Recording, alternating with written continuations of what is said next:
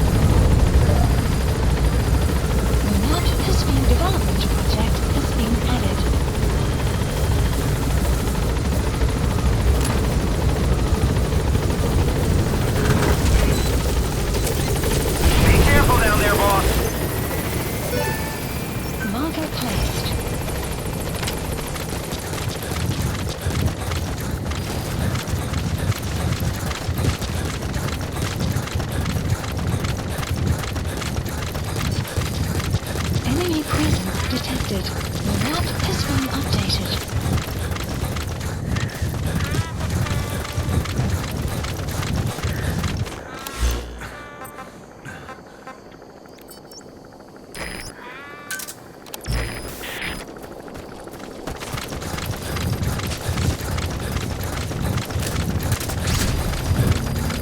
Boss, you need to find those kids who escaped. Fighting's still the only way of life they know. If we don't bring them back, they'll just end up getting killed.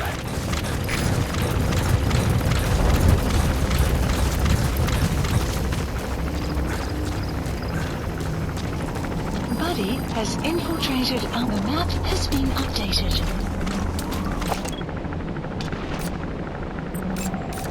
Analysis complete.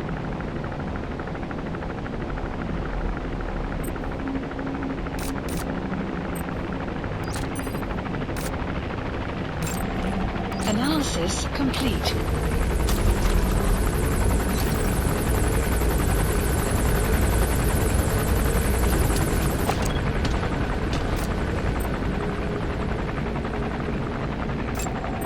Analysis complete.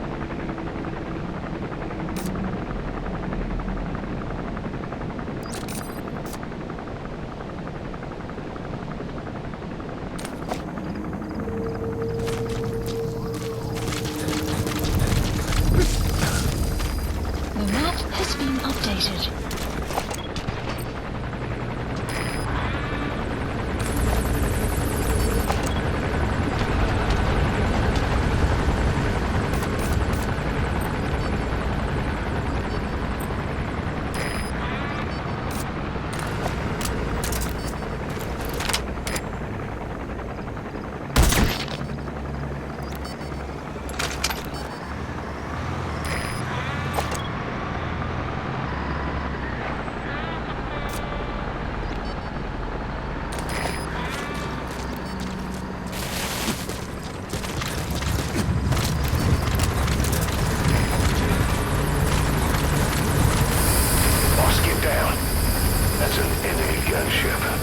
Stay low and crawl along the ground. That should enable you to sneak past enemies.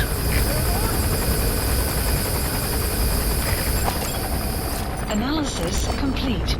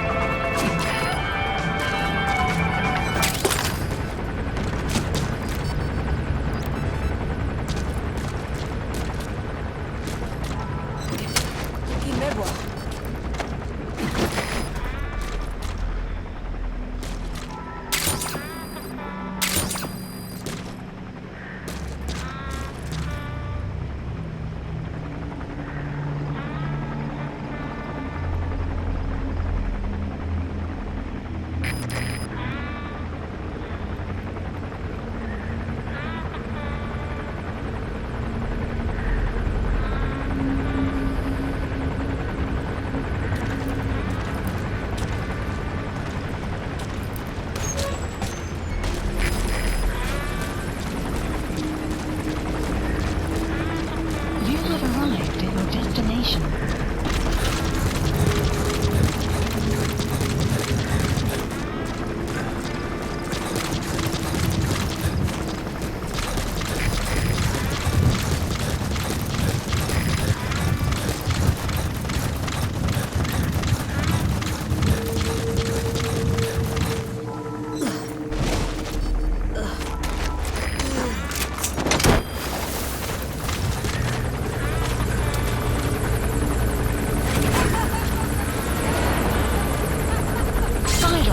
Side ops list updated. Okay, subject is in.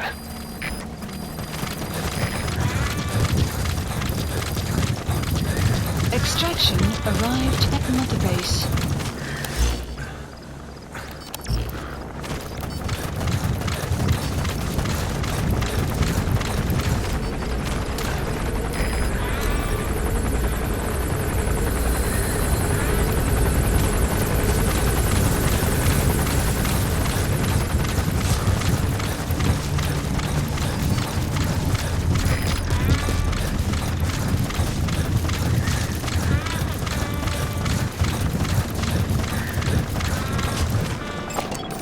Analysis complete. Development complete.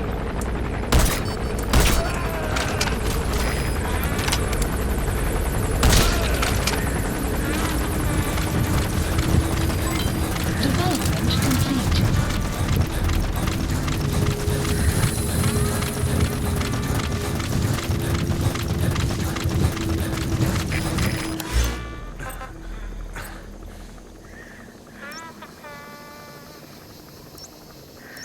Support helicopter Roger. requested.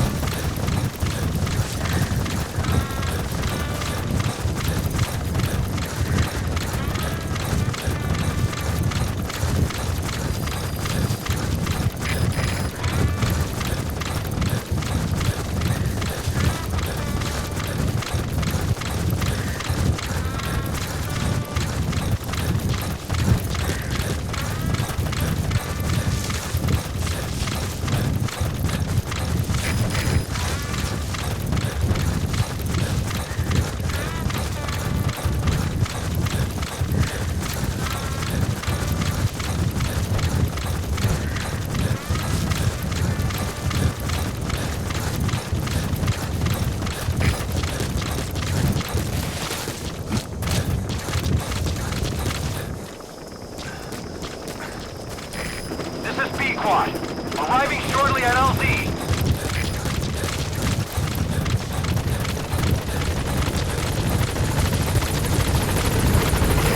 This is Pequod. On station at LZ.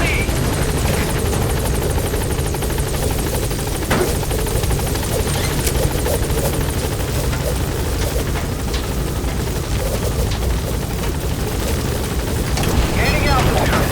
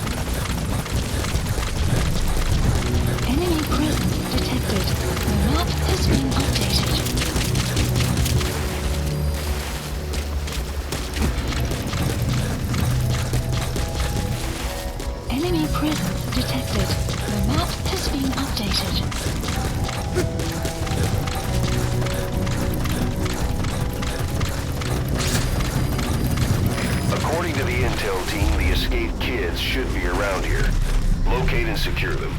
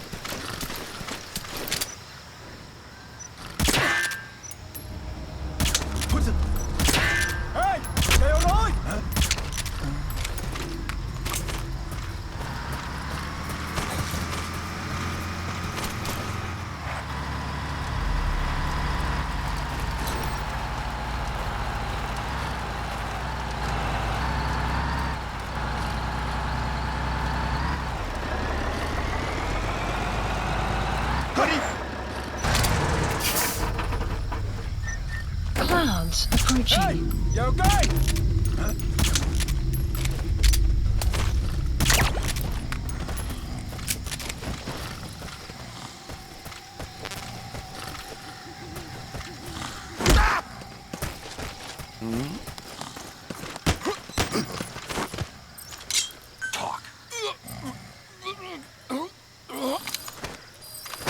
The map has been updated.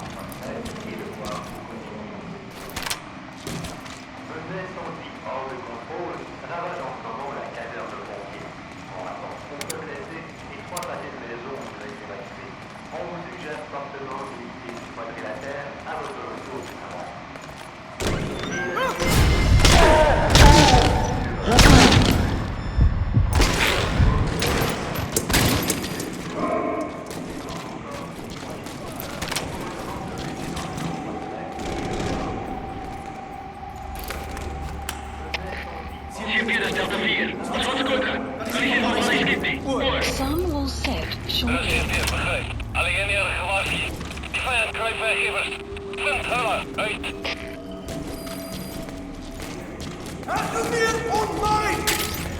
Benno, essa di Samono.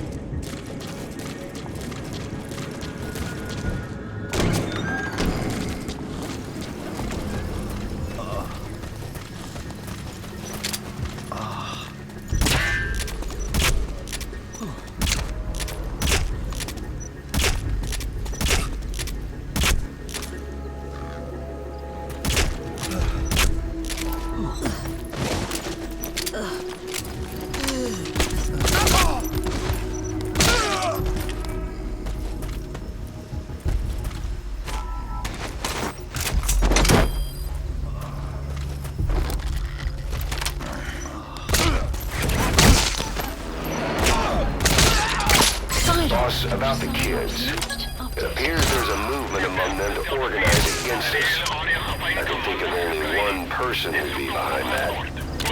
I'll continue to look into it. Extraction arrived at Mother Base. Champion, dit is Cruciëve. Bedreiging gemaakt. Gaan op gereedheid. Oor. Er is CP, begrijp. Kijk uit voor enige iets vandaag. Uit.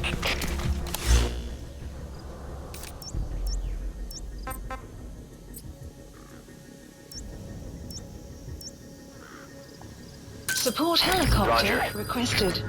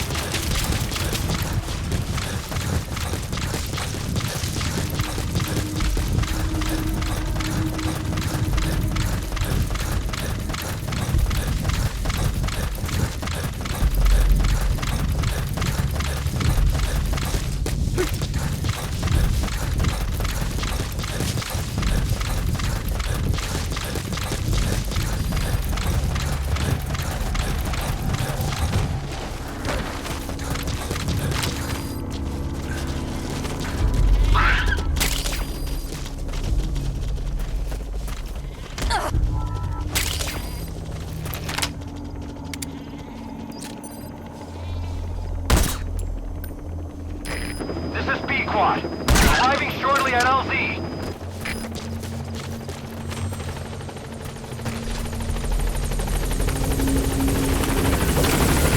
This is B-Quad. On station at LZ.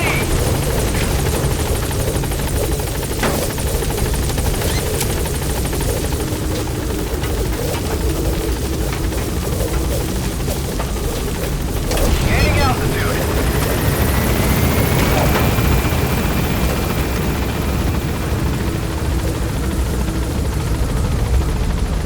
Enemy presence detected. The map has been updated. Departing.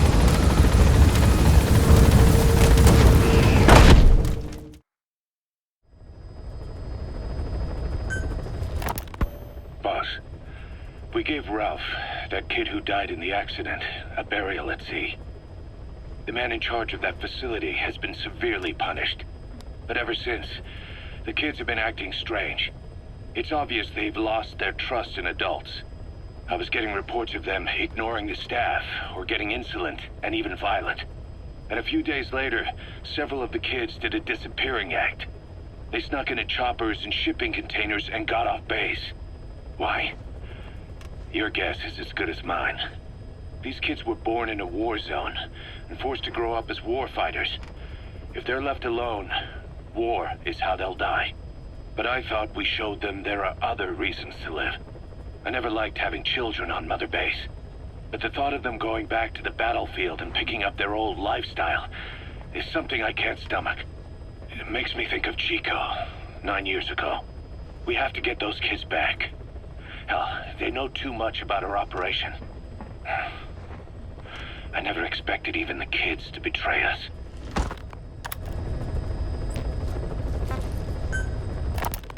Snake, you remember the White Mamba? Of course, he's been going by Eli since we brought him on base. He was the leader of the child soldier unit we took out of that village and into our protection. Well, according to the kids you brought back here, all the escapees were especially close to Eli. There's reason to suspect he's behind all 6 escapes. We've already detained him. I'll be questioning him shortly. Wait. You'll be? Ocelot. You're incapable of taking an impartial stance with those kids. Question them all you want. It'll get you nowhere. Ocelot, you get too many kicks from your art of interrogation. It's not a matter of art. It's about quick, minimal strokes of psychological warfare. That's what gets the answers.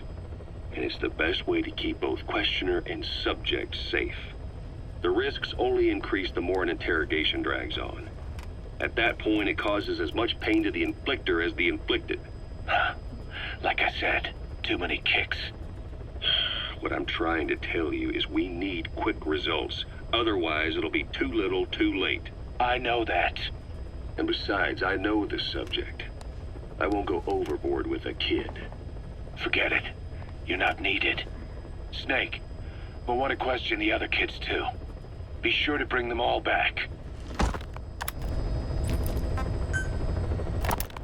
Snake, about the escaped children. Eli confessed. The way he tells it, they wanted to go back to the battlefield. Don't rob them of their freedom, he said. If you bring them all back, there will be consequences. Next, he'll be asking for our surrender. Consequences? What consequences? No idea. That's all I have for now. You're too attached to those kids. Stop protecting Eli. Listen to yourself. Let me question him, and we'll get some real answers. Not necessary. I'll report as and when.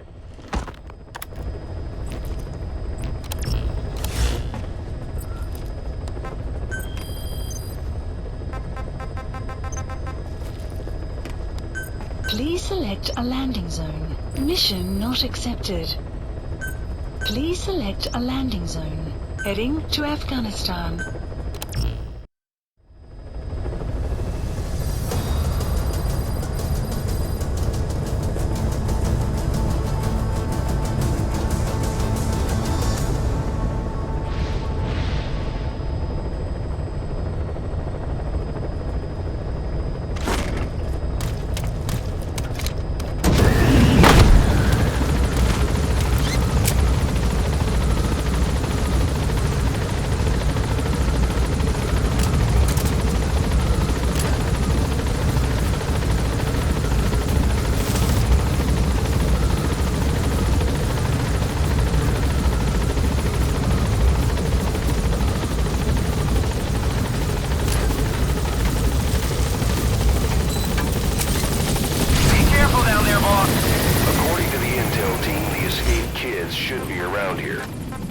Secure them.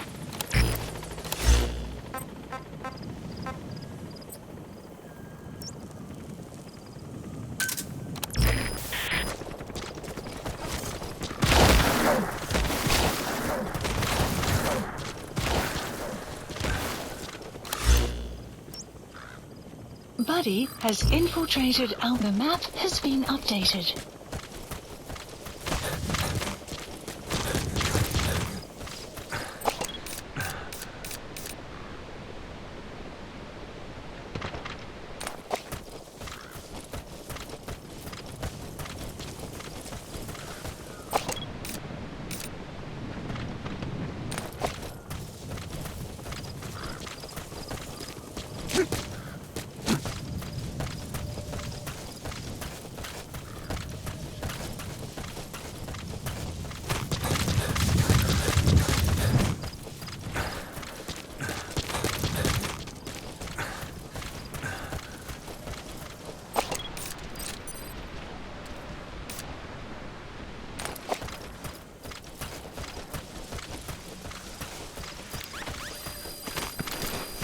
The map has been updated.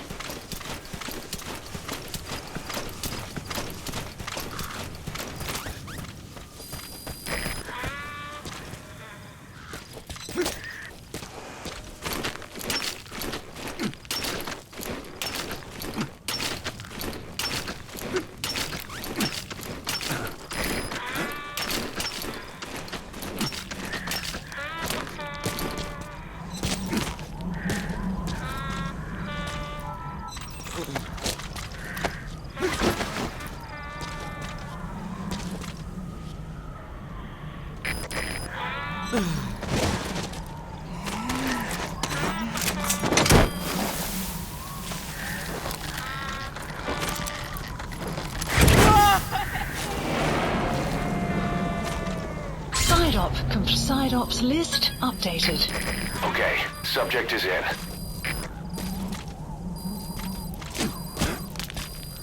Extraction arrived at Mother Base.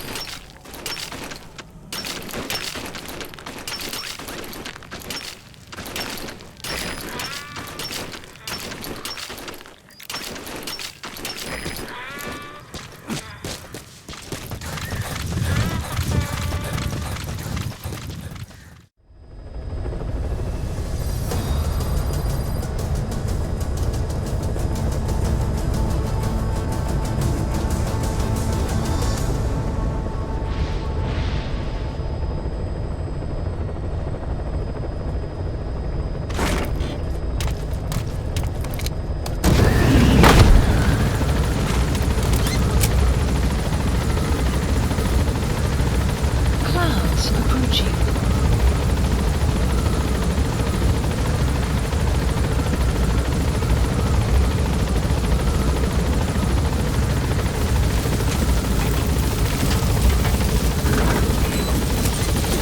Be careful down there, boss.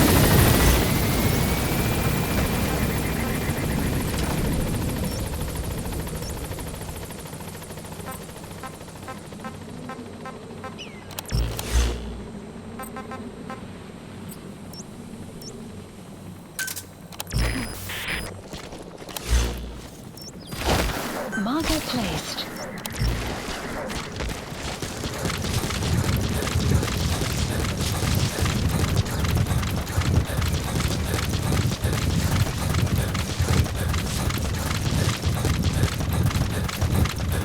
Enemy presence detected. The map has been updated.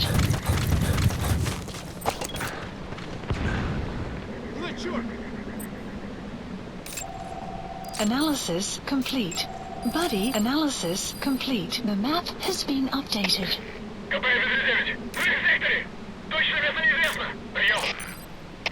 Это КП. Понял.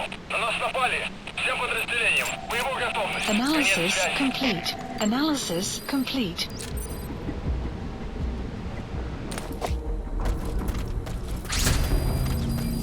According to the intel team, the escaped kids should be around here. Locate and secure them.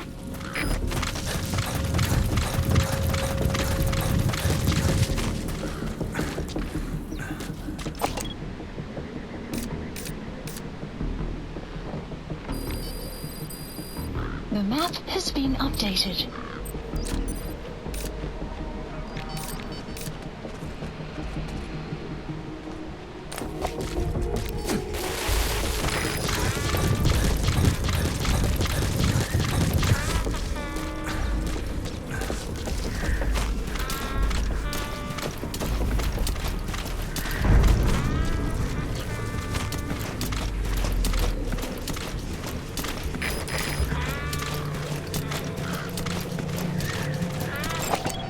Analysis complete. Enemy presence detected. The map has been updated.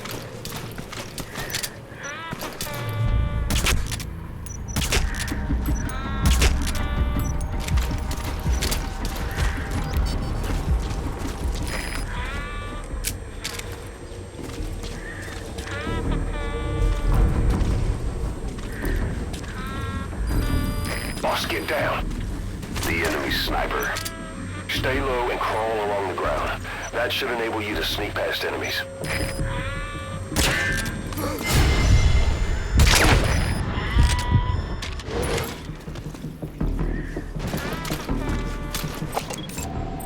Analysis complete.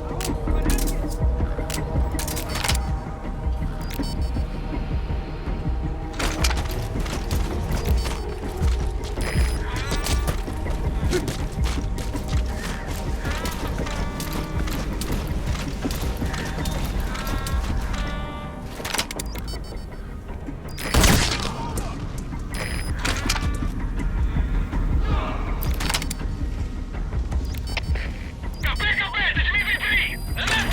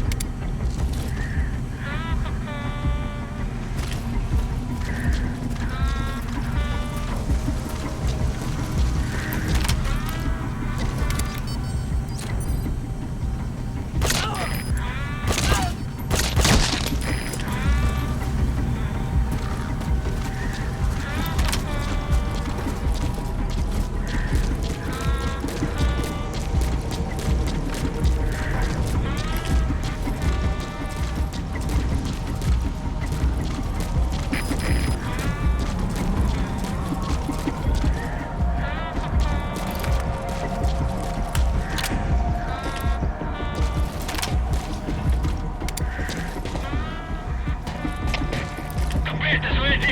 Мы закончили поиски. Никто не обнаружен. Прием! Это КП. Понял. Будьте наготове. Конец связи.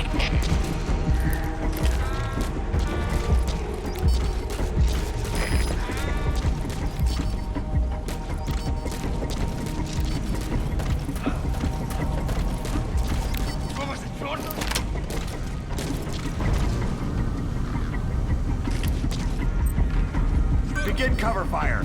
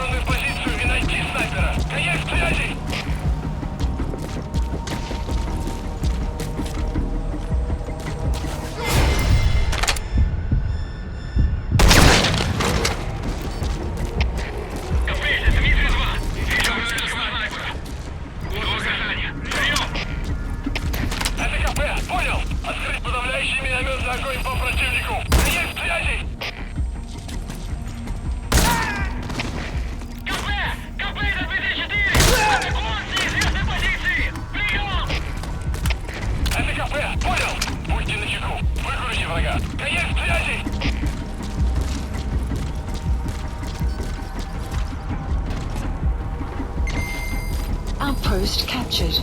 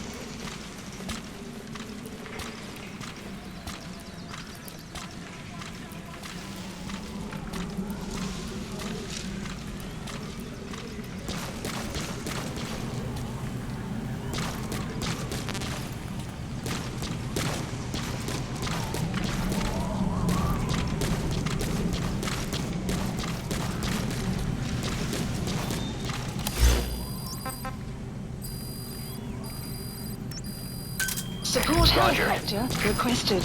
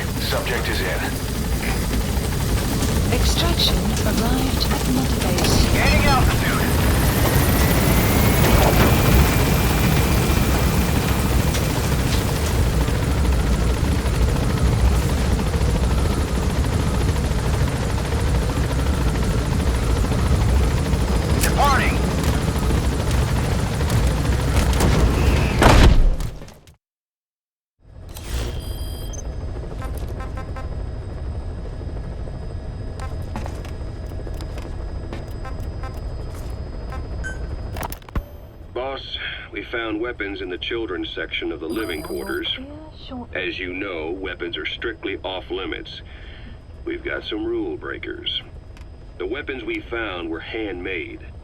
Blades ground out of knives and forks, a couple of bow guns built out of scrap, and explosives made using detergents. And get this, the explosives were tightly packed with nails.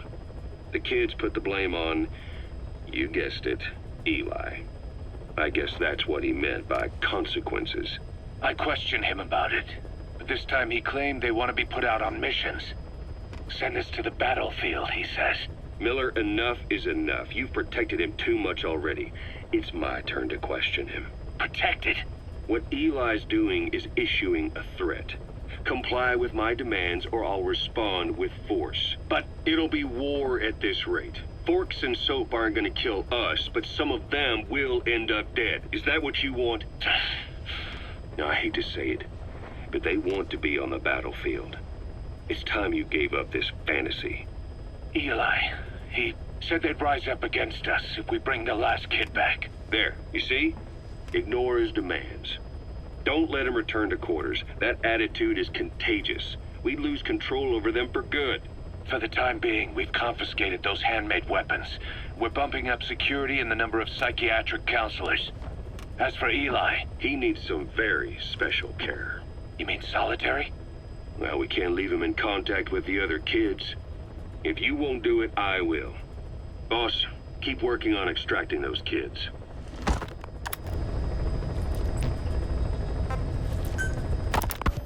The kids you brought back to base have laid out the situation.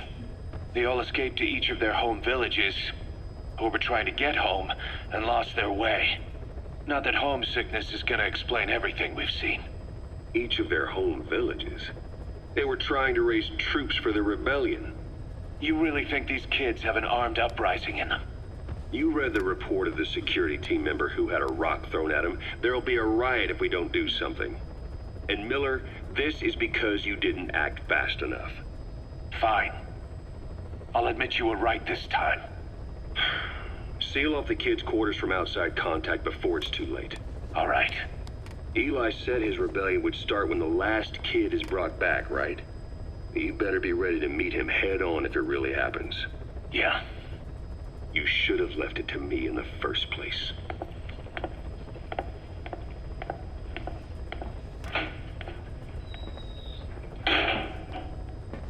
Boss, they're just kids. We have a responsibility to see that those kids make it. It's not about feeling protective or the pros and cons. I hate kids. That's exactly what I heard from the people who raised me. People who abandoned me, more like. That's the spark that kept me going, you know? I wanted to show those adults what I was made of. Wanted to get back at them one day. But before I knew it, I was all grown up. Never saw it coming. All of a sudden, people treated me as an adult. Some adult I turned out to be. But I feel like if my life had been different, if the adults I knew had been different, I could have grown up better. Yeah, that's it, all right. I wanted to use those kids to test that theory. That's all this was. From their point of view, I'm no different from the assholes who gave me a hard time. When this is all blown over, I'll talk it out with them. If that's still possible.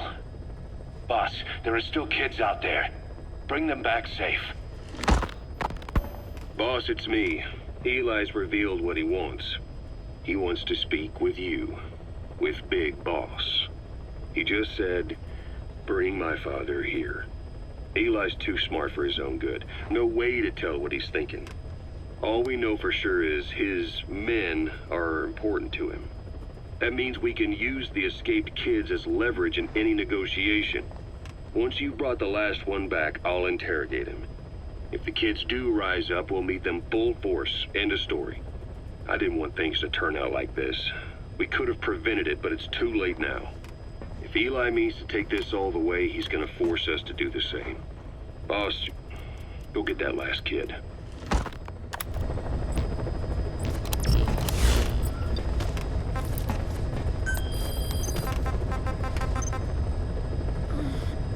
Please select a landing zone.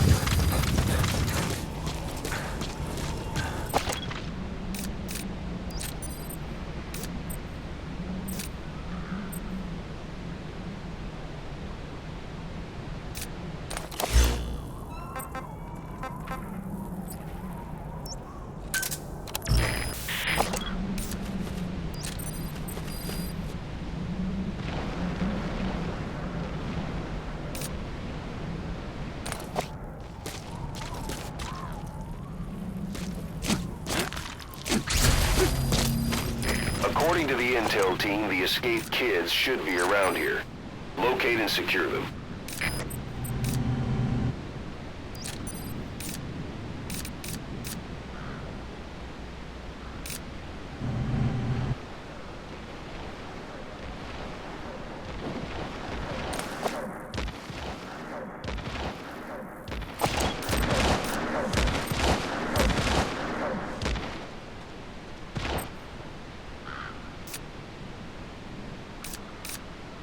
Buddy has infiltrated our... The map has been updated.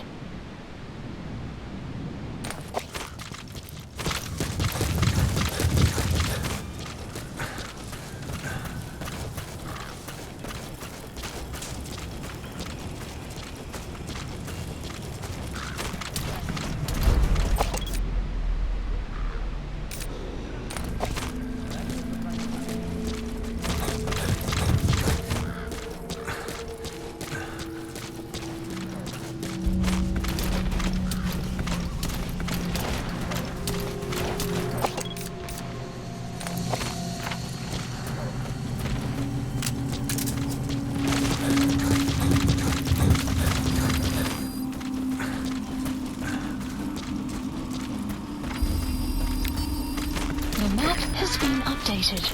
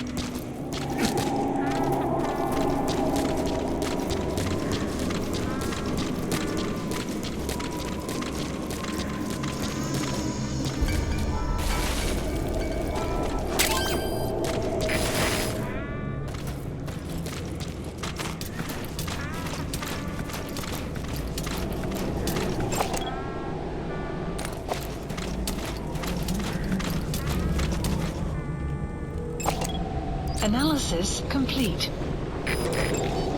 Analysis complete.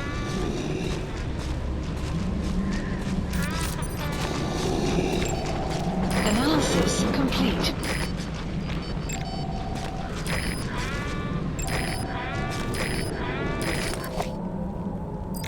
Fire!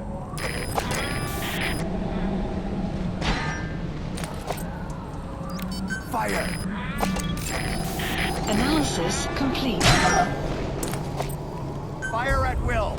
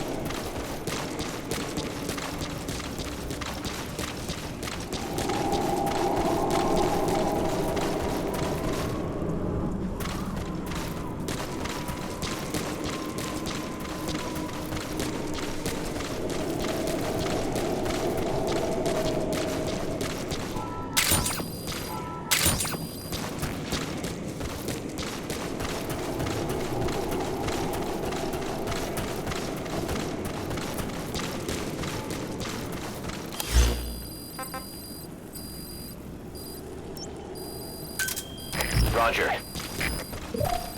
Support helicopter requested.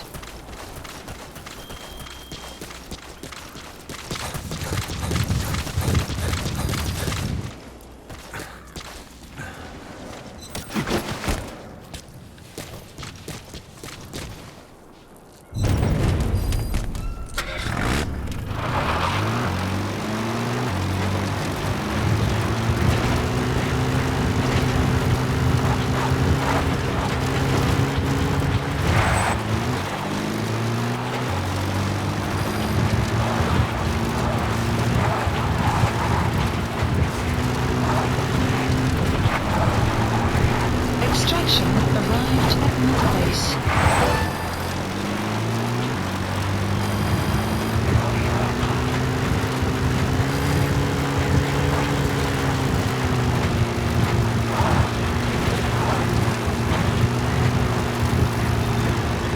This is B-Quad. Arriving shortly at LZ.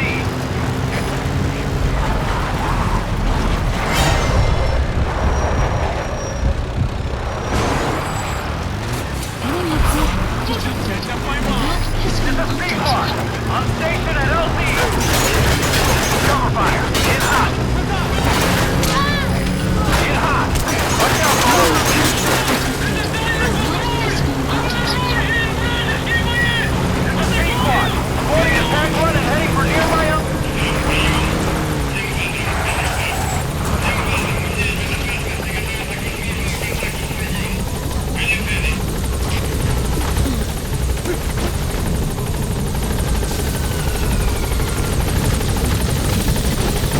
Psyops list updated. Okay, subject is in. Extraction arrived at Mother Base. Gaining altitude.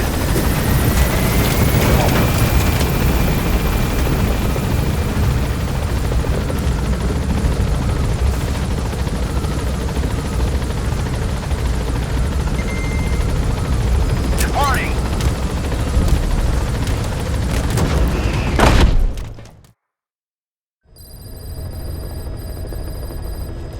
Boss, I have a quick report for you here. We've discovered a radiation leak in the laboratory on the quarantine platform. It's coming from testing equipment we installed the other day. Members of the medical team have been conducting research there, but we'll evacuate them all from the research block to the containment block next to it. Emmerich. There's no need to worry. No radioactive material is leaked, so the contamination won't spread. We just need to seal off the testing equipment. I've dispatched the security team to get the researchers out. I'll keep you updated.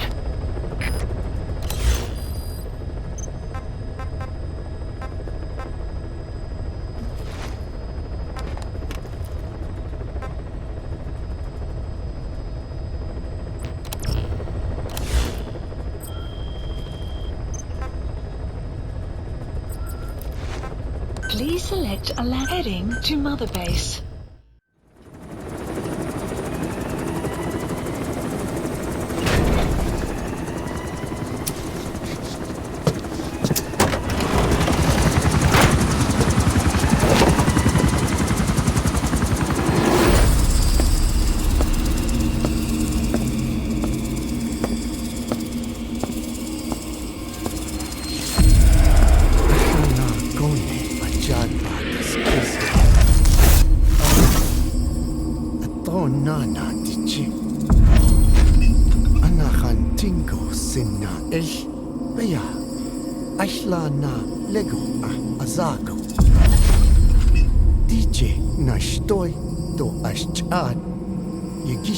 Hey. Eyes on Kazuhira. A message from the parasites.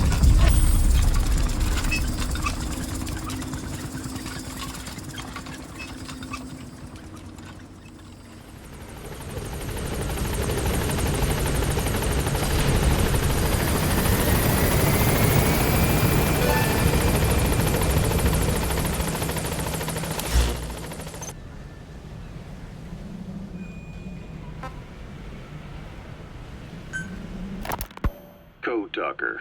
Haven't seen you eat a single thing since you got here. Let me guess. Photosynthesis? Oh? What makes you say that? Well, a long time ago, I knew someone with a similar ability. Well, you are correct. Most of my body is covered with parasites. I supply them with water, and in return, I receive sugars they produce when exposed to light. It isn't just my skin either. The parasites also act as my eyes. They have replaced many of my internal organs as well. It is thanks to them that I live on after over a century. How did you obtain them anyway? Through your research? I would like to say as much, but there is more to it than that. Let me take you back 20 years. I had hit a dead end with my parasite research. Then I was approached by a foundation. They said they had a sample of an unusual strain of parasite. Which foundation? Apparently, they had links to ARPA. But that is all I learned. I was somewhat ignorant of the ways of the world. Just being able to study it was enough for me. Yeah, I've heard that before. Go on. Half in doubt, I visited them to discover the body of an old man. Well, to be precise, his partial remains. A collection of parts, you could say. The man had died in an explosion. An old man, you say? His flesh had not decomposed. In fact, the tissue's cells were still metabolizing. The parasite had infected, or should I say assimilated with, the tissues, and was keeping them alive. I became obsessed with studying the body parts, foregoing food and even sleep.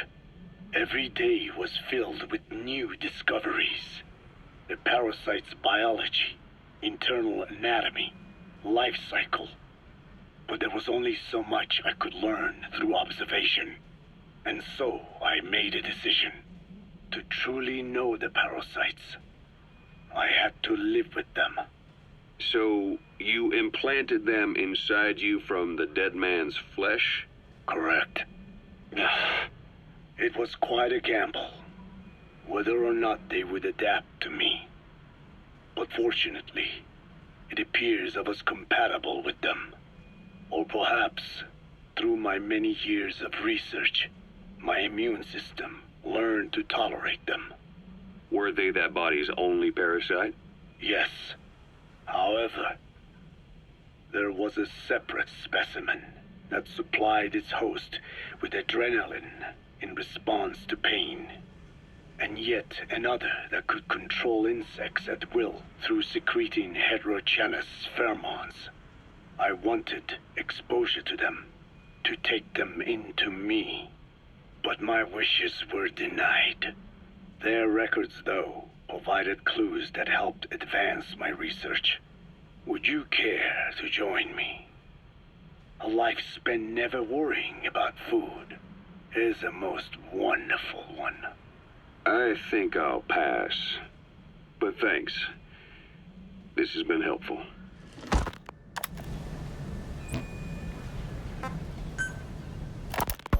The one that covers.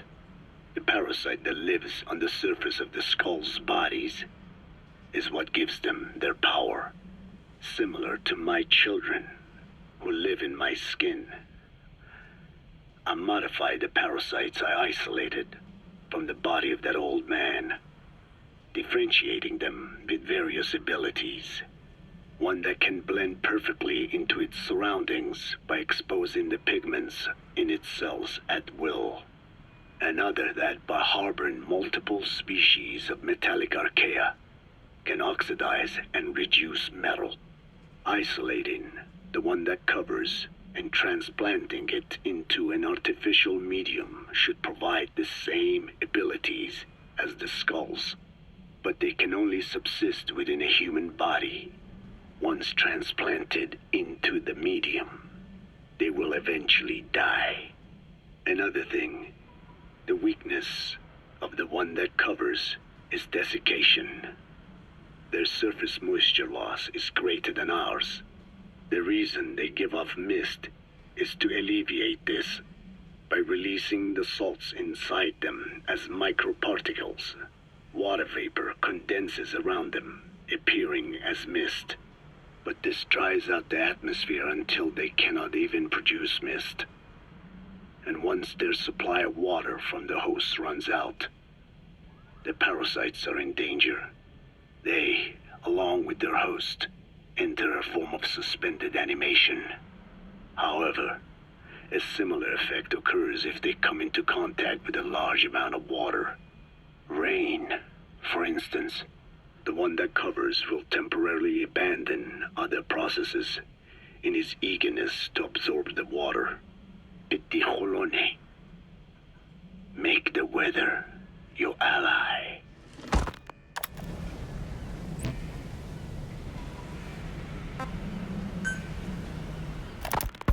There's something I've been wondering. Why are you called Code Talker? During World War II, the U.S. military used the languages of different tribes, including the Navajo, as codes, right? I know the term Code Talker was used to mean people sent to the battlefield to speak in those codes.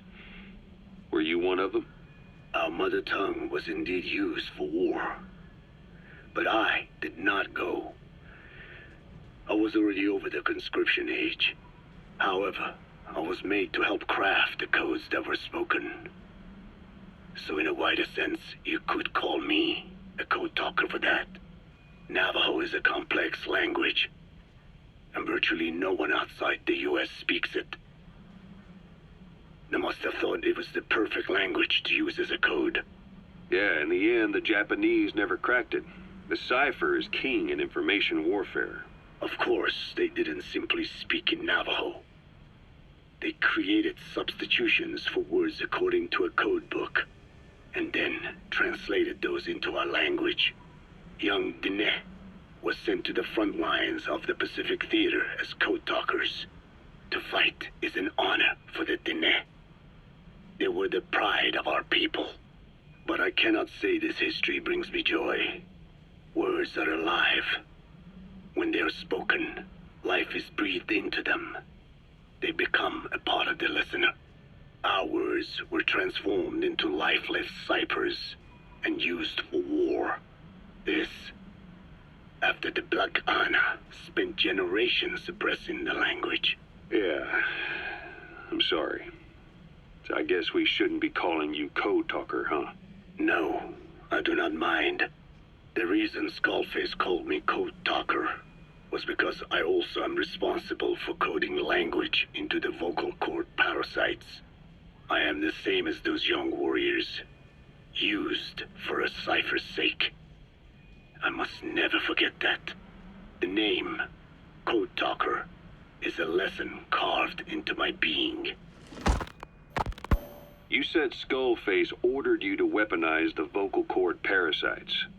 But you also said he wasn't the reason. And he wasn't. I was seduced by the parasites. That is a fact. How? You mean from your curiosity as a scientist? That I cannot deny. But there is more to it. The story goes back to the 19th century, to my earliest memory. One day, a man from the government visited our Hogan, our home. I cried as he yanked me from my mother's arms and took me away to an Indian boarding school. From that day forward, I became George. This was the name my teacher gave me. I was forced to give up my Diné name, forbidden from speaking anything but English. If we dared utter a word of filthy Navajo, the teacher made us eat a bar of soap.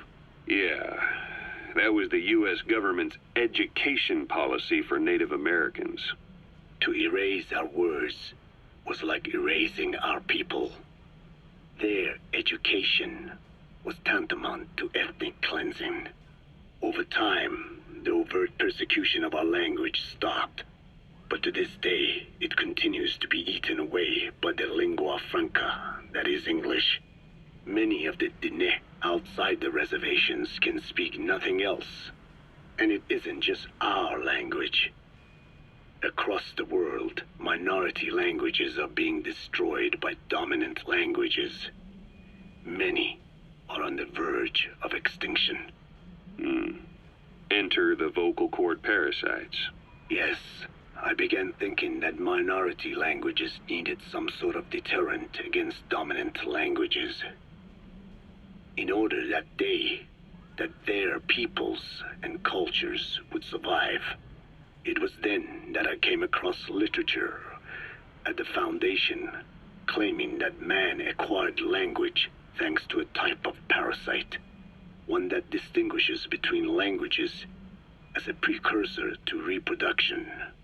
If I could just resurrect it, make it more pathogenic, I would have my deterrent against English. But I failed to hide that aim from Skullface. He noticed. Yes, I wanted to retaliate against the English language, though never did I intend to actually use it as he planned. You know how the story ends. I was forced to study how to make the parasites compatible with all the world's languages.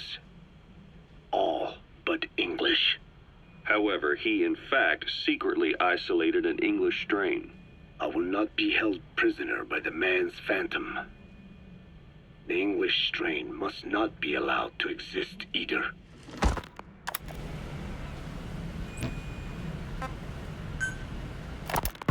I have no doubt Skullface's plan is almost complete.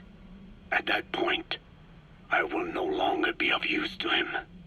I must leave behind this record at least. A record of how the ancient vocal cord parasites became these abominable ethnic cleansing parasites. I believe he has two purposes for the ethnic cleansing parasites. The first, as their name suggests, is ethnic cleansing. This conflict between East and West that envelops the world will not last much longer. Once the Cold War ends, and the weight of America and the Soviet Union is lifted away, the ethnic conflicts they kept suppressed will all rise to the surface. It is not difficult to imagine that the radical sides will begin cleansing their adversaries. But what if an ethnic cleansing parasite matching the language of the aggressors were to be unleashed? The aggressors would be washed off the earth. At the very least, the idea that retaliation could eradicate your people would prove a powerful deterrent. The second purpose is the Englishization of the world. To cipher the organization, this is probably their main use. Man thinks in words, or rather, words are man's very means of thinking.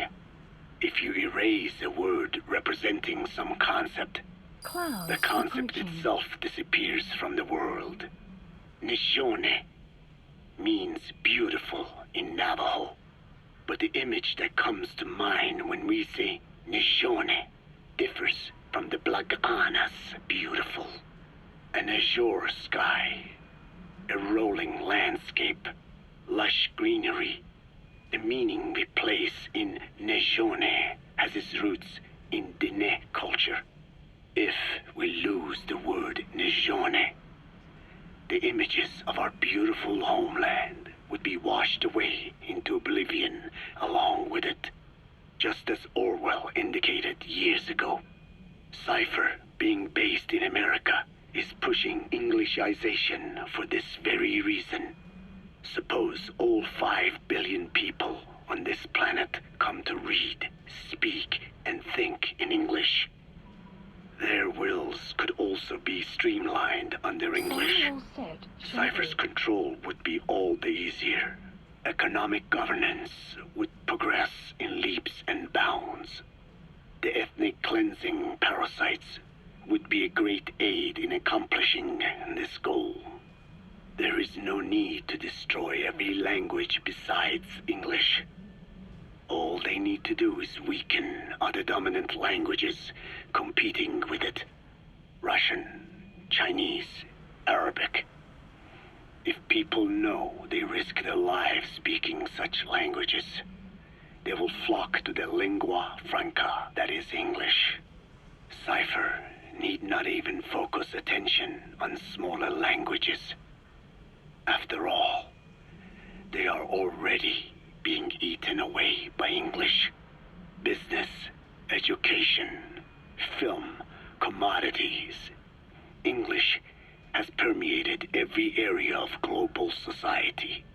I can see this when I look at young Dene. Some of them have already lost their grasp of the Navajo language.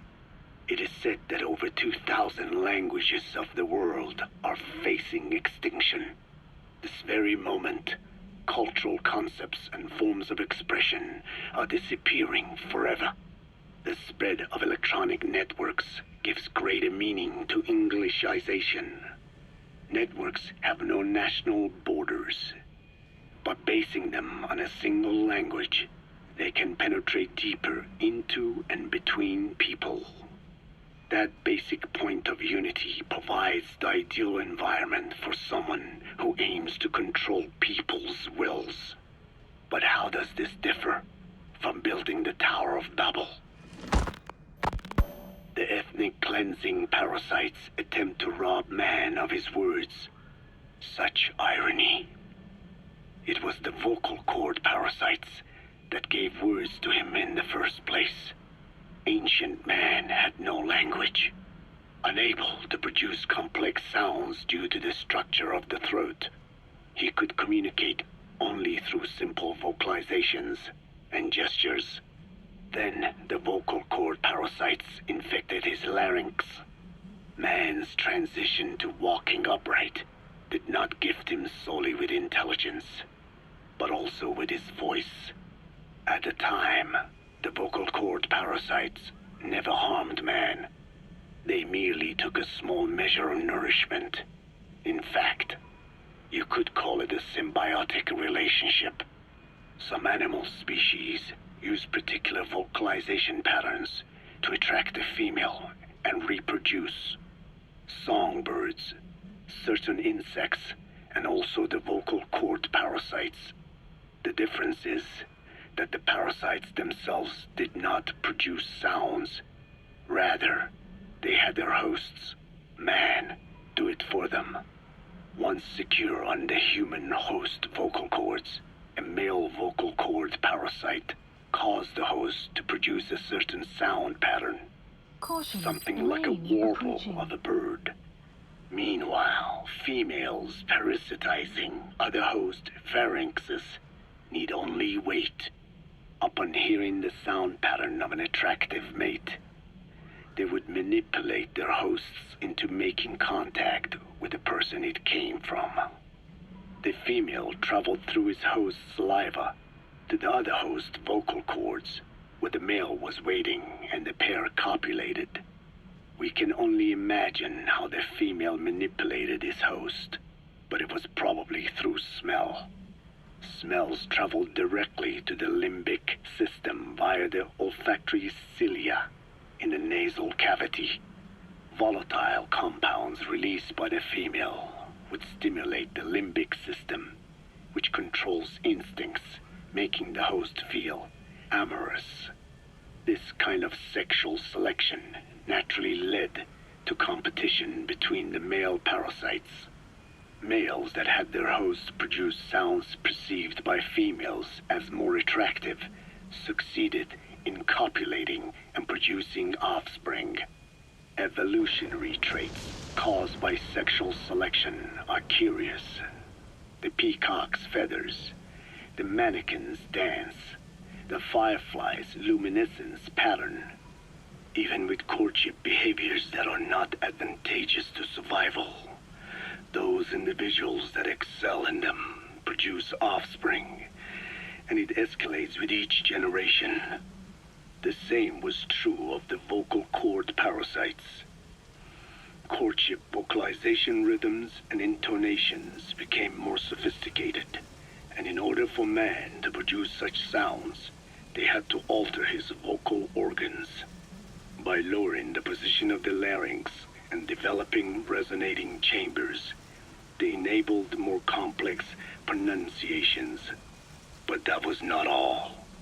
The vocal cord parasites activated a transcription factor that would later control man's language ability. A protein that, due to its appearance, is called forkhead box protein P2, or FOXP2. Activating this transcription factor led to the development of brain function capable of creating sophisticated frequency changes. This was the pinnacle of the vocal cord parasite's prosperity. However, this sophisticated pronunciation control was too useful for man to ignore.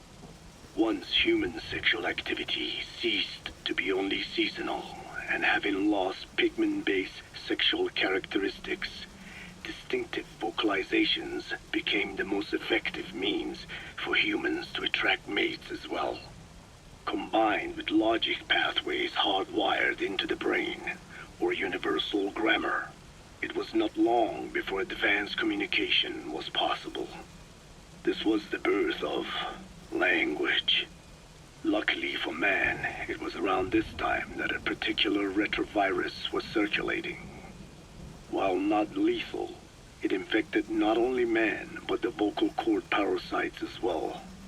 It is presumed that this virus removed part of the parasite's DNA and reverse transcribed it into man's reproductive cells.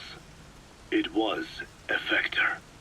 Among the genes it transcribed were the ones responsible for the production of language.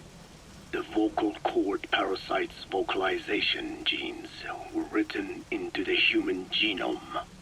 The parasites were no longer of any use to man now. Man could use his voice as he pleased, when he pleased, hindering the parasite's courtship vocalizations. Having lost their opportunity to reproduce, the parasites died out, leaving behind only the transcribed genes. The vocal cord parasites were once in symbiosis with man. Its genes even became a part of his. Humans and parasites are extremely close.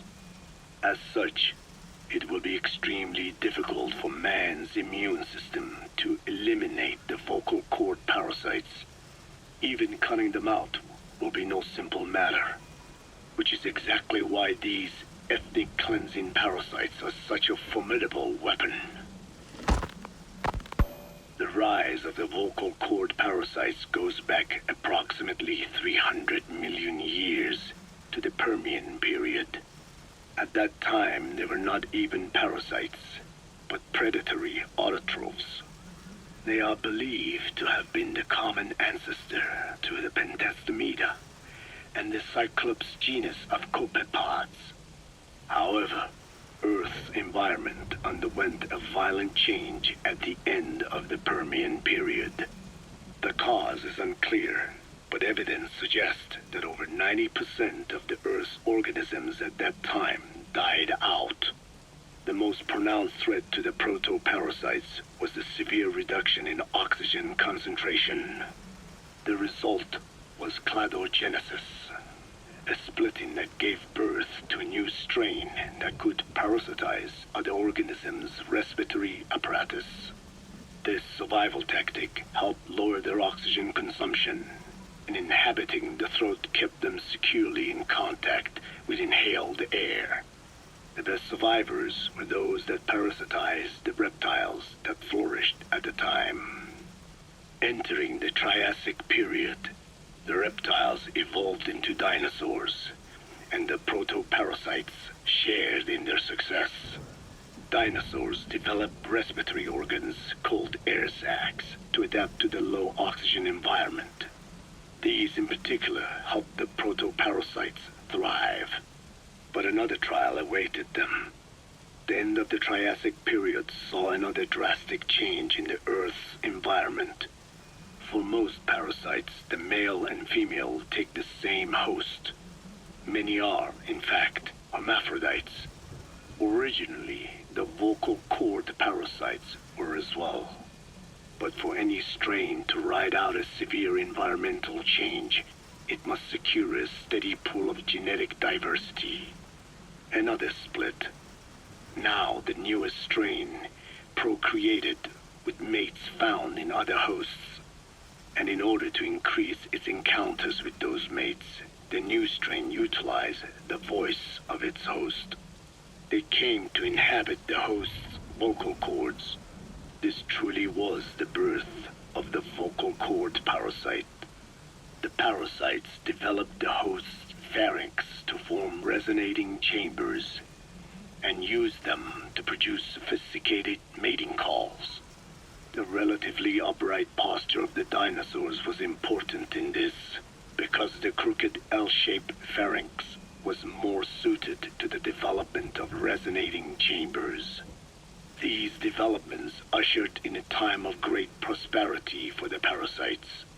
But for the third time, the parasites had a major hurdle to overcome. The meteorite impact at the end of the Cretaceous period, which spelled the end of the dinosaurs. With their hosts extinct, the vocal cord parasites had no option but to find a new habitat. Birds. As genetic successors to the dinosaurs, with functioning air sac apparatus already in place, birds were the perfect choice. But the parasites could not survive in birds that flew at high altitudes with thinner air. So they parasitized ground-dwelling birds and altered their respiratory system for the sake of reproduction. They gave the birds the means to produce sophisticated sounds. The syrinx responsible for chirping. This is the proof that points to activation of FOXP2 in songbirds as well as humans. The Cenozoic era began with a rise in oxygen concentration, which helped mammals to evolve and increase in size. The parasites then shifted to humans as a more effective host. Humans' bipedal upright walking meant that our throats could support larger resonating chambers. At first, vocal cord parasites entered humans using birds as their intermediate host. But eventually they changed to conducting their entire life cycle within human hosts. What happened next is as I have already described. People took the vocalizing prowess given them by the parasites and made it language. And once the parasites could no longer use it as their mating call, they died out. Or in other words, the parasites overcame all evolutionary hurdles except humanity. Skullface shared his opinion on this matter. He said the Ethnic Cleansers Project was sure to succeed. After all, the parasites had a grudge against us humans. To think we awoke them after such a long slumber, just so they could sate their thirst for vengeance. It is terrible, unforgivable, and yet it is what I have done. I learned of the vocal cord parasite's existence in literature belonging to the Foundation. It was little more than a theory. The question was, why does only Homo sapiens among all primates have highly developed language? Human versus everything else. The missing link between these was the mystery that gave rise to this theory. I was fascinated by the idea of their existence. In the Dene creation myth, the Neo Dene, who first inhabited the world, were insect-like creatures. I came to imagine that those insect-like creatures could be humans living in symbiosis with the vocal cord parasites. But I had not the faintest idea of how I could resurrect them. That is when Skullface came to me. What he offered me was not just assistance with my metallic archaea research. He told me the vocal cord parasites really existed. And not only did they exist, they had already been brought back to life in the modern age. An ancient human cadaver host to the parasites of the time. Cypher excavated such a cadaver from a permafrost region and isolated the DNA coding of the vocal cord parasites. Naturally, they were long dead and could not be brought back, but there was an alternate vessel they could use. A relative species of the Pentastomida discovered in China. It had adapted to live in the nasal cavity of animal hosts, but its genetic sequence showed signs of common ancestry with the vocal cord parasites. Ontogenesis, the path of an organism to maturity, is like a roadmap of the phylogenetic evolution of the entire strain. Cypher used this to effect a reverse evolution of the modern parasite and resurrect the vocal cord parasites. They interposed a developmental mechanism to the ontogenetic stage analogous to when the relative species first appeared, the point at which it split from the vocal cord parasites, forcing its evolution down the other path, the vocal cord parasite path. The larvae this produced by the vocal cord parasites, reborn. I do not know in detail how Cypher accomplished this, but clearly they have access to high-level genetic technologies. Skullface said it was the work of a genius woman scientist, and that the relative species in question was first discovered by a group once called the Philosophers. I was tasked with modifying the resurrected parasites. He charged me with 2 demands. First, to add lethality to these organisms that had once lived in peace with man, by unleashing the larvae's latent desire to consume nutrients from the host's lung tissue, making them eat and eat until the lungs were destroyed. Second, to have both male and female inhabit the same host and copulate then and there only when exposed to specific pronunciations continuously over an extended time. What he would do to the Dene if I failed. I had no choice. Originally, the ultimate objective of the ethnic cleansing parasite project was the identification of not only languages, but of actual cultures. Language is deeply connected to ethnicity, but many languages are employed by multiple ethnic groups, and confrontation between those ethnic groups is by no means rare. If the cleanser parasites were to be a deterrent against ethnic conflict, they had to distinguish between groups using means other than pure language. The original plan called for this to be achieved by differences in the transmission vector. Each ethnic group has different lifestyle customs and eating habits. For instance, parasites living in shallow water and taken in through the skin could be used to target rice farming groups, or parasites using cows as their intermediate host would be ineffective against cultures that abstain from eating beef. But that is a lofty goal indeed. The current parasites mainly rely on droplet transmission. It would take extensive time to alter the transmission route. I eventually learned that the Ethnic Cleansers project had been shut down. It was Skullface who put it back into operation. But despite that, he told me to forget about the transmission route and just focus on language identification. I do not know why.